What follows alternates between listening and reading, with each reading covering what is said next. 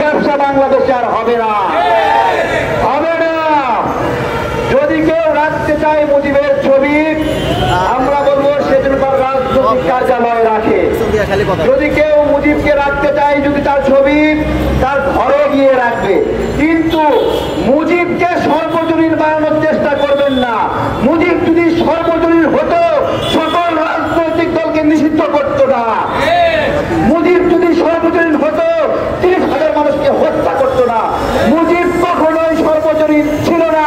মুজিবকে যারা পিতা বানিয়েছে, কলমের খোঁচায় জনগণের ম্যান্ডেট না নিয়ে, গণশুনানি না নিয়ে, নিজেদের ইচ্ছা মতো নিজেদের বাপকে আমাদের বাপ বানিয়েছে।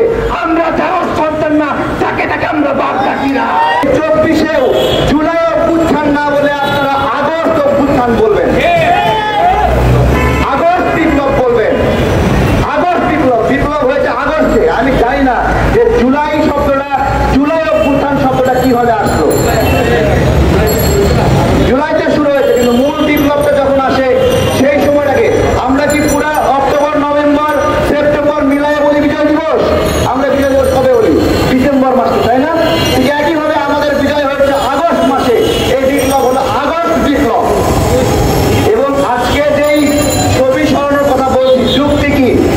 হাসিনা তার বাপের পরিচয়ে যে আমি শেখ মুজিবের মেয়ে, শুধুমাত্র এই একটা ডায়লগে গত 15 বছর শাসন করছে। এই একটা ছবি দেখায় দেখে একটা মূর্তি বানায় বানায় শক্তি অর্জন করেছে। 4,000 কোটি টাকা। এখানে ভাস্কর দুলাল দাদাকে সামনে রেখেছি, দাদা সাক্ষী দেবে। শেখ মুজিবের যে মুরাল বানিয়েছে 117 কোটি টাকা, এটাতে কি 117 কোটি টাকা ব্যয় হয়েছিল? কত ব্যয় হয়েছে? 1 কোটি টাকা পাইছে শিল্পীরা শিল্পকর্মের জন্য, আর অবকাঠামো তৈরি করার জন্য ধরেন 18 কোটি টাকা। 19 কোটি টাকা ব্যয় হয়েছে। ব্যয় দেখিয়েছে 117 কোটি টাকা।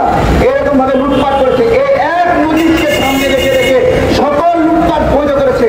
যেহেতু মুজিব ছিল লুটপাটের আদর্শ, যেহেতু মুজিবকে লুটপাটে ব্যবহৃত করেছে, আমরা মনে করি এখনো মুজিবের ছবি দপ্তরে দপ্তরে থাকার অর্থ হলো শেখ হাসিনার গণহত্যাকে অস্বীকার করা এবং শেখ হাসিনার বিচারকে বাধাগ্রস্ত করা। শেখ মুজিবের ছবি বঙ্গভবন থেকে একটা দরবার হল থেকে সরিয়ে ফেলেছে। আমি প্রথমে ধন্যবাদ জানাই মাহফুজকে, ওখানে আসিফ ছিল, তাদের এই কাজটা সত্যিকার অর্থে অনেক সাহসিকতার কাজ, এবং এটা আমরা আন্দোলন করেও শোনাতে পারতাম না হয়তোবা। তারা এখানে সিদ্ধান্ত নিয়ে করেছে, স্যালুট জানাই। কিন্তু এইখানে পররাষ্ট্র দপ্তর, সচিবালয়, সব জায়গায় গতদিনও ঘুরে এসেছি, একটা দপ্তর থেকেও মুজিবের ছবি সরায় নাই।